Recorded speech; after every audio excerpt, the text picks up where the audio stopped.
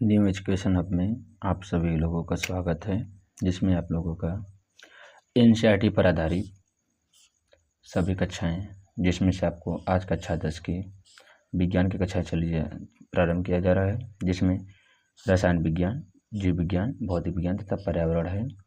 1 से 4 तक, 1 चैप्टर से लेकर 4 चैप्टर तक रसायन विज्ञान है। जीव विज्ञान है 5 से 8 चैप्टर तक, भौतिक विज्ञान है 9 से 12 व पर्यावरण है 13। ये सभी पाठ्यक्रम पूरे एनसीईआरटी पर आधारित रहेगा और आपको ये पूरा बोर्ड को ध्यान में रखते हुए कक्षाएं चलाया जा रहा है, जिसमें आप लोगों का आज प्रारंभ किया जा रहा है रसायन विज्ञान। पहला अध्याय है जिसमें बोला गया रासायनिक विक्रिया एवं समीकरण। इसका पार्ट 1 अभी प्रारंभ किया जा रहा है। धीरे धीरे कर आपको सभी पार्ट को डाल दिया जाएगा। इसमें देखिए चैप्टर 1 है रासायनिक अभिक्रिया एवं समीकरण। इसमें देखा जाएगा कि सबसे पहले चैप्टर में नाम से पढ़ने से पहले देखा जाएगा कि रासायनिक समीकरण किसे कहते हैं। रासायनिक समीकरण किसे कहते हैं? 2 या 2 से अधिक पदार्थों के आपस में मिलने या अभिक्रिया कराने पर एक या एक से अधिक नए पदार्थों का बनना हमारा क्या कहलाता है? रासायनिक अभिक्रिया कहलाता है। जैसे इसमें देखिए क्या है, इसमें एग्जाम्पल में समझाएगा कि कोई पदार्थ है ए और कोई पदार्थ है बी। इन दोनों को मिलाया जाता है, तो मिलाने के बाद क्या बनता है हमारा? ए बी जो है एक नया पदार्थ है। ए हमारा क्या कहलाता है? एक नया पदार्थ है। जो नया पदार्थ होता है यही हमारा क्या कहलाता है? रासायनिक अभिक्रिया।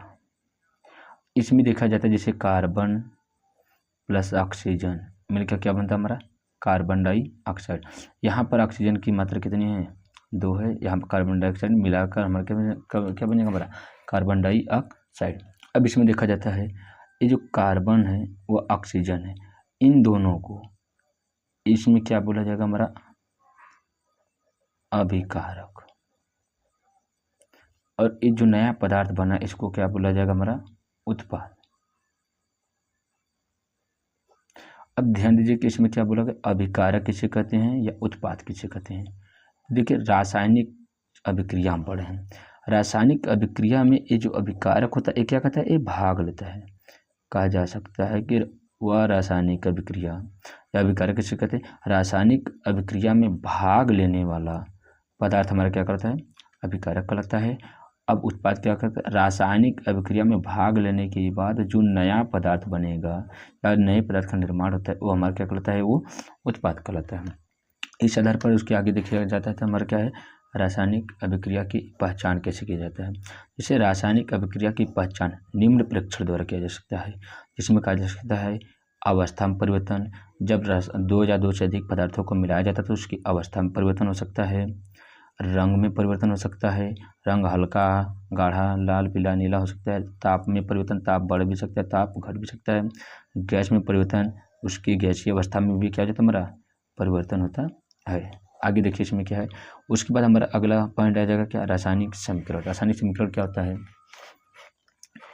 कि किसी रासायनिक अभिक्रिया में क्या होता है? किसी रासायनिक अभिक्रिया में भाग लेने वाले अभिकारकों तथा अभिक्रियाओं के फलस्वरूप प्राप्त होने वाले उत्पादों को, प्रतीकों को तथा स्वरूपों को निरूपित करने वाले को क्या कहा जाता है? रासायनिक समीकरण कहा जाता है। जैसे देखिए कहा जा रहा है कि रासायनिक अभिक्रिया में भाग लेने वाले अभिकारक तथा अभिक्रिया करने वाले उत्पादों की तथा प्रतीकों को स्वरूप के को क्या कहा जाता है हमारा?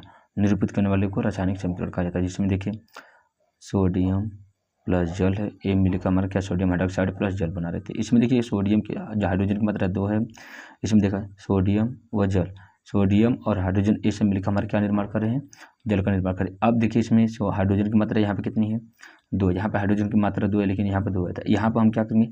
सोडियम की मात्रा 2, यहाँ पर सोडियम की मात्रा 2 हो जाएगा। उसके बाद हम देखा जाता है हाइड्रोजन की यहाँ मात्रा 2 हो जाएगा, यहाँ पर मात्रा इसकी क्या हो जाएगा? 2 हो जाएगा। इसमें देखिए हाइड्रोजन की मात्रा यहाँ पे 4 हो जाएगा, तो हाइड्रोजन की मात्रा यहाँ पे तो इसका 2 हो जाएगा, यहाँ पर 2 हो जाएगा, तो इसके हमारे 1 कट जाएगा। तो क्या जगह हमारे सोडियम 2, जल 2H2O प्लस हमारा क्या? सोडियम हाइड्रोक्साइड कितना जगह? 2 जगह। और हाइड्रोजन में कितने हो जाएगा हमारा? 2 ही अणु प्राप्त होते हैं। उसके आगे देखा जाता है कि हमारा क्या है? कि रासायनिक समीकरण को संतुलित करना। रासायनिक समीकरण संतुलित कैसे करने के लिए कुछ नियम को ध्यान रखना है, जिसमें हमारा क्या जा सकता है कि द्रव्यमान संरक्षण का नियम। द्रव्यमान संरक्षण के नियम को क्या कहा जाता है? द्रव्यमान को ना तो क्या नष्ट किया जा सकता है, ना तो बनाया जा सकता है। क्या कहता है? एक रूप से दूसरे रूप में बदलता रहता है। जैसे इसमें बताया गया है आपको कि द्रव्यमान के लिए calcium hydroxide plus calcium oxide plus carbon dioxide, इसको कैसे किया जाता है इसमें ध्यान दीजिए आप लोग। क्या हो जाएगा? कैल्शियम ऑक्साइड प्लस हमारा आयरन का निशान क्या है? Calcium oxide plus carbon dioxide. इसमें द्रव्यमान संरक्षण के नियम को पहचानने के लिए इसमें क्या, कैल्शियम की अणुओं की संख्या कितनी होती है? 20 होता है। इसका परमाणु भार 40 हो जाता है। कार्बन कितना होता है? 12 हो जाता है। ऑक्सीजन कितना होता है? 16 होता है। अब यहाँ पर कैल्शियम कितना होता है? 40 हो गया। यहाँ पर ऑक्सीजन कितना होता है? 16 हो गया। कार्बन कितना होता है?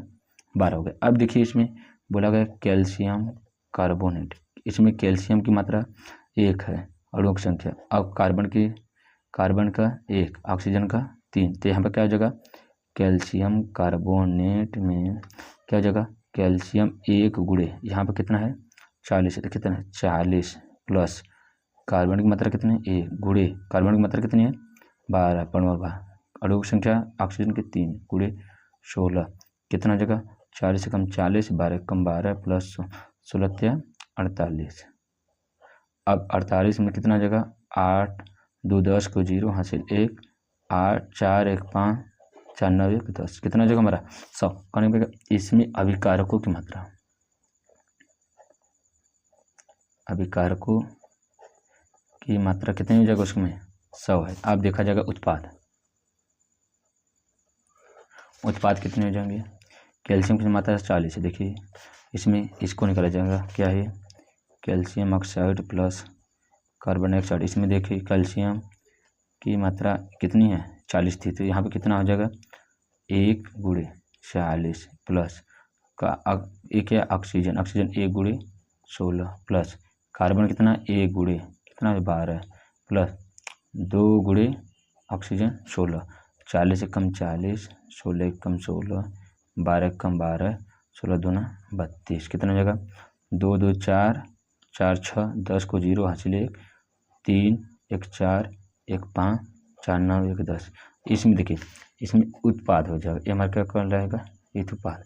तो कहा जाता है कि अभिकारकों की संख्या, अभिकारकों की मात्रा तथा उत्पादों की मात्रा, जब दो में इसमें क्या है? दोनों का मात्रा बोला जाएगा या दोनों का द्रव्यमान हमारा क्या जाएगा? बराबर है, देखिए बराबर है, तो इसको क्या कहा जाएगा? हमारा द्रव्यमान के संरक्षण का पालन कर रहा है। ठीक है। ऐसे हमारा दूसरा नियम क्या कहा जा रहा है कि स्थिर अनुपात का नियम। इसमें कहा जाता है कि जितने भी तत्व होते हैं, तत्वों का जो तत्व क्या होते हैं उसके एक ताप जो अनुपात होता है वो क्या हो जाता है? हमारा स्थिर होता है। इसका एग्जांपल देखिए हमारा क्या है? जल। देखिए क्या है? H2O। H2O में कहा जाता है कि हाइड्रोजन का परमाणु क्रमांक 1, ऑक्सीजन का कितना होता है? 16। यहाँ पर हाइड्रोजन के 2 अणु होते, क्या जगह? 2 गुणे 1। उसके बाद एरो का अनुपात निकालिए। अनुपात क्या जगह? ऑक्सीजन 2 गुणे 16, 2 1 कम 2, 16 दूना 32। अब देखिए इसको काटा जाए कितना जगह? 1। देखिए यहाँ पे अणुओं के ऑक्सीजन के अणुओं की संख्या 2 नहीं। देखिए यहाँ पर क्या है? हाइड्रोजन के 2 अणु परमाणु क्रमांक 1 संबंधी, ऑक्सीजन के 1 गुणे 16, कितना जगह? 2 संबंधी 16। और इसको काटा जाएगा कितना जगह? अनुपातों को काट दिया जाता है तो कितना जगह? हमारा 1 संबंधी 8। कहने का मतलब क्या है? जो ऑक्सीजन का अनुपात है, किसका? जल का। जल में हाइड्रोजन व ऑक्सीजन का अनुपात जो है कितना होना चाहिए? हमारा 1 संबंधी 8। ये हमारा सर्वत्र जितने भी जल होते हैं उसका अनुपात निकाला जाएगा। हाइड्रोजन व ऑक्सीजन का कितना जगह? 1 संबंधी 8। इसी में एक दूसरा एग्जाम्पल देखिए, कार्बन डाइऑक्साइड। कार्बन डाइऑक्साइड में क्या हो जाता है? हमारा कार्बन की कितना होता है? 12। उसके बाद ऑक्सीजन की कितना होता है? हमारा 16। इसमें कार्बन के 1 अणु हैं और ऑक्सीजन के 2 अणु हैं। तो कार्बन के 1 गुणे 12 संबंधी ऑक्सीजन के 2 गुणे 16, 12 कम 12 संबंधी कितना 16 दूना के 32। अब इसको काटा जाए कितना 6 दूना के 12, 8 16 दूना के 32। अब इसको काटा जाए 3 दूना के 6, 8 दूना 16, मतलब क्या 3 संबंधी 8। ये क्या जो हमारा कार्बन डाइऑक्साइड का एक क्या कहलाता हमारा स्थिर अनुपात का नियम। ये कहने का मतलब ये दोनों नियम है। आगे आपको इस क्लास में अभी इतना नियम पढ़ाया जा रहा है, आगे आपको अच्छे से क्लास में पढ़ाया जाएगा। इसमें देखिए क्या है। अब इस प्रकार से रासायनिक समीकरण को संतुलित करने के लिए 2 नियम थे, इस द्रव्यमान का नियम, द्रव्यमान संरक्षण का नियम, उसके बाद स्थिर अनुपात का नियम। इसमें ये हो गया। उसके बाद देखिए उदाहरण क्या है, नाइट्रोजन प्लस हाइड्रोजन, ये दोनों मिलकर किसका निर्माण करते हैं, हमारा अमोनिया का। अब देखिए NH4 बना रहे हैं, किस प्रकार से बनेगा। इसमें देखिए नाइट्रोजन प्लस जल मिलकर क्या बनाते हैं, हमारा NH4। किस प्रकार से, ये दोनों हमारा क्या करता है, ये अभिकारक, ये हमारे क्या करते हैं, उत्पाद। अब अभिकारकों की मात्रा नाइट्रोजन व जल और हाइड्रोजन, उसके बाद हमारा क्या उत्पाद, नाइट्रोजन व हाइड्रोजन। इसमें जितने भी अणु हैं एक एक और उसका अणुओं की संख्या लिख लीजिए।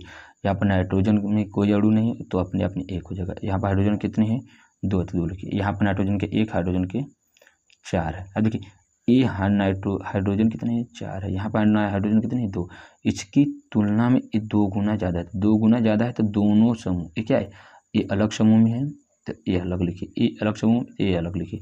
तो हाइड्रोजन 2 गुना है तो 2 का गुणा करेंगे कितना जगह हमारा, ये 4 जगह, ये 4 हो गया, ये 4 हो गया। अब यहाँ पर नाइट्रोजन कितना, 1, यहाँ पर नाइट्रोजन कितना, 1। तो ये हमारा क्या लगेगा, ये बैलेंस हो जाएगा। तो यहाँ पर क्या इस समीकरण को लिखेंगे, nitrogen plus hydrogen arrow connection NH4। अब बदलाव कहाँ पे किया गया, इस समूह में किया गया था। इस समूह में यहाँ पर हम 2 लगा देंगे तो ये हमारा क्या कहलाएगा, ये संतुलित समीकरण, संतुलित समीकरण कहलाएगा। आगे देखिए क्या हमारा दूसरा एग्जाम्पल देखिए, मैग्नीशियम Mg प्लस O2, इसमें क्या है MgO। इसमें ऑक्सीजन की अणु कितने हैं, 2। अब इसमें देखिए अभिकारक की मात्रा क्या, Mg, इसमें 1 हो जाएगा। ऑक्सीजन कितने हैं, 2। यहाँ पर लिखिए Mg और O, ये दोनों एक साथ में है और ये क्या हमारा, ये अलग है, ये अलग है। ऑक्सीजन की वैल्यू यहाँ पर कितनी है, 1। यहाँ पर मैग्नीशियम 1, यहाँ पर मैग्नीशियम 1, ऑक्सीजन 2 है, यहाँ पर 1। जब इस समूह की संख्या को बढ़ाया जाएगा इसके बराबर, तो एक साथ में तो एक समूह में तो दोनों बढ़ेगा, 2 1 कम 2, 2 1 कम 2, यहाँ पर बराबर हो गया। अब यहाँ पर मैग्नीशियम की मात्रा 2 बढ़ जा रही है तो 2 का गुणा इसमें करेंगे, 2 का गुणा करेंगे, ये 2, तो ये क्या कहलाएगा हमारा, यहाँ पर भी 2 लग जाएगा और यहाँ पर भी 2 लग जाएगा। तो इसकी मात्रा क्या कहलाएगी, संतुलित हो जाएगी। अब आगे देखिए हम रासायनिक समीकरण संतुलित करने में उसकी देखा जाता है भौतिक अवस्था को। भौतिक अवस्था में कितने प्रकार की होती है, मुख्य रूप से देखा जाता है ठोस, द्रव, गैस,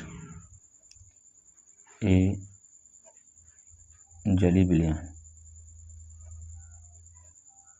इसको S से स्मॉल, इससे G, इसे L से, इसे G से, इसे AQ से दर्शाया जाता है। जिसमें हम देखा जाता है कि भौतिक अवस्था में देखा जाता है उसके रूप परिवर्तित हो जाते हैं। जैसे देखा जाता है आयरन व जल मिलकर क्या बनाते हैं, फेरिक ऑक्साइड प्लस हाइड्रोजन बनाते हैं। इसमें देखा जाता है कि किस प्रकार से कौन सा समीकरण हमारा बनता है। इसमें देखिए जी आप लोग, Fe plus H2O arrow connection, Fe3O4 plus H2। अब देखिए इसमें कैसे देखा जाएगा, ये हमारा ये पूरा क्या करता है, हमारा अभिकारक, ये हमारा क्या कहलाता है, सभी उत्पाद। अभी हम द्रव्यमान संरक्षण में के नियम में पढ़े थे कि जब रासायनिक समीकरण संतुलित कब कहलाएगा, जिसमें आपका अभिकारकों की मात्रा और उत्पादकों की मात्रा दोनों बराबर हो जाए। इसमें देखा जाता है तो हमारा अभिकारकों की मात्रा क्या है, इसमें देखा जाए, देखिए Fe है तत्व, Fe हाइड्रोजन ऑक्सीजन, यहाँ पे क्या है Fe ऑक्सीजन, यहाँ पे क्या है हाइड्रोजन। अब देखिए इसमें ध्यान देना है कि ये अलग तत्व है तो इसको अलग रखिए। इसमें 2 तत्व हैं, हाइड्रोजन व ऑक्सीजन, तो इसको एक साथ रखिए। यहाँ पर ऑक्सीजन व ऑक्सीजन हो गया और आयरन व ऑक्सीजन हो गया, तो आयरन ऑक्सीजन को एक साथ रखिए। यहाँ पर जल है तो एक, ये हाइड्रोजन है तो एक साथ रखिए। अब देखिए इसमें अणुओं की संख्या कितनी है, यहाँ पर एक भी नहीं, तो अपने आप में कितना होता है, एक। अब यहाँ पर कितना है, हाइड्रोजन की मात्रा 2 है, यहाँ पर दिया है। ऑक्सीजन की मात्रा कोई नहीं है तो कितना हो जाएगा हमारा, 1 हो गया। इसके बाद देखिए आयरन की मात्रा यहाँ पे कितनी है, 3। ऑक्सीजन की मात्रा कितनी है यहाँ पे, 4। हाइड्रोजन कितना है, 2, यहाँ पर दिया गया है। अब आगे देखिए क्या है, अब इसमें देखा जाएगा अभिकारकों की मात्रा व उत्पादों की मात्रा में कितने की बढ़ोतरी कितने की घटोतरी है। इसमें आयरन की मात्रा देखा जाता है, यहाँ पर 3 है, यहाँ पर कितना, 1 है, तो एक कितना गुना, 3 गुना कम है। 3 गुना कम है तो 3 का मल्टीप्लाई कर देंगे, 3 एक कम 3, इसकी मात्रा और इसकी मात्रा बराबर हो जाएगी। अब देखा जाएगा ऑक्सीजन की यहाँ पर कितना है, 4, यहाँ पर ऑक्सीजन कितना है, 1, तो इसके बराबर, इसको करने के लिए क्या करेंगे, 4 का गुणा करेंगे इसमें, तो 4 दूना के 8 हो जाएगा, ये 4 कम 4 हो जाएगा, तो ये वैल्यू बराबर होगी। हमें अब देखना है क्या, हाइड्रोजन यहाँ पे, तो हाइड्रोजन यहाँ पे कितना है, 8 है, तो एक इसकी तुलना में ये 4 गुना कम है। 4 गुना इसको बढ़ाने के लिए क्या करेंगे हम, 4 का इसमें मल्टीप्लाई करेंगे, 4 दूना के 8 हो जाएगा, इसकी वैल्यू हाइड्रोजन के 8 हो जाएगा, यहाँ पर ऑक्सीजन 4। अब देखा जाता है इस समीकरण को यहाँ पर हम लिखेंगे क्या जगह, Fe+H2O एरो का निशान, Fe3O4+H2। अब इसमें देखा जाता है कि किसमें क्या बदलाव किया गया, ये कितना है, इसके सामने 3 लगा है, इसके सामने 4 है, इसके सामने 4 है, इसके सामने कोई बदलाव किया गया नहीं है यहाँ, तो इसलिए यहाँ पे नहीं लिखे। तो हमारा क्या, 3 आयरन 4 हाइड्रोजन क्या जल मिलकर हमारा क्या फेरिक ऑक्साइड प्लस हमारा क्या बनाता है, जल बनाता है, ये क्या है, हाइड्रोजन को बनाता है। एक और समीकरण हम लोग इसमें देखते हैं क्या जो हमारा कार्बन डाइऑक्साइड प्लस जल मिलकर हमारे क्या बनाते हैं, ग्लूकोज प्लस ऑक्सीजन प्लस जल बनाते हैं। अभी देखिए इसमें ये हमारा अभिकारक एक कहलाता है हमारा उत्पाद। अभिकारकों की मात्रा क्या, कार्बन ऑक्सीजन, इसमें क्या है हाइड्रोजन ऑक्सीजन, ये एक साथ में है तो इसको एक समूह में रखिए, ये एक समूह में तो इसको एक समूह में रखिए। यहाँ पे क्या, कार्बन हाइड्रोजन ऑक्सीजन एक ग्रुप में है तो एक ग्रुप में रखिए, ये ऑक्सीजन है इसको एक ग्रुप में रखिए। उसके बाद हमारे क्या, हाइड्रोजन व ऑक्सीजन एक ग्रुप में रखिए। यहाँ पर कार्बन की मात्रा 1, ऑक्सीजन की मात्रा 2, हाइड्रोजन की मात्रा 2, ऑक्सीजन की मात्रा 1, क्योंकि यहाँ पर अणुओं की संख्या यहाँ पर दिया गया। यहाँ पर अणुओं की संख्या कार्बन की 6, हाइड्रोजन की 12 और ऑक्सीजन की 6, 12 6, यहाँ पर 2, यहाँ पर हाइड्रोजन 2 ऑक्सीजन 1, ये समझ में आ रहा होगा।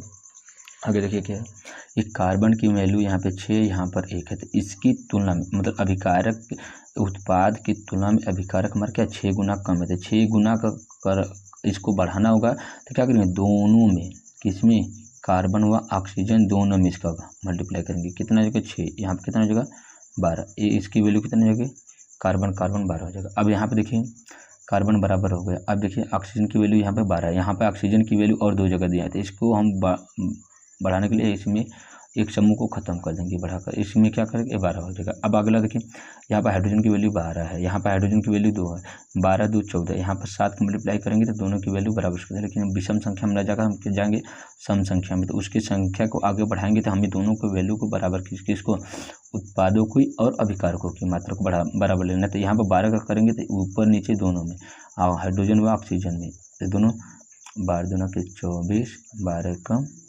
12। अब देखिए ऑक्सीजन की वैल्यू यहाँ पर 12, यहाँ पे 6 हो गया, यहाँ पे 6 बढ़ाना है, तो 6 का गुणा इसमें करेंगे तो एक क्या हो जाएगा, 6 दूना के 12 हो जाएगा, 6 कम 6 हो जाएगा।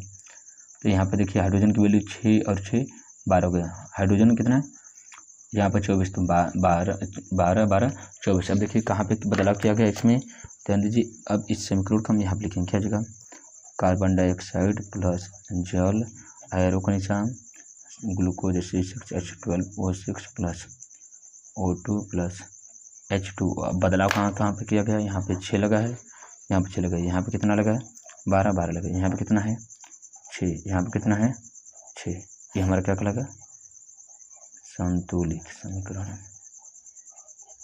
ठीक है। अब आगे देखिए क्या, इस प्रकार से हम क्या पढ़ें, पूरे समीकरण को संतुलित करना। अब उसके बाद हमारा क्या हो जाएगा, रासायनिक अभिक्रिया के प्रकार। रासायनिक अभिक्रिया के प्रकार को हम क्या करेंगे, नेक्स्ट पार्ट में लाएंगे। अब उसके पहले आप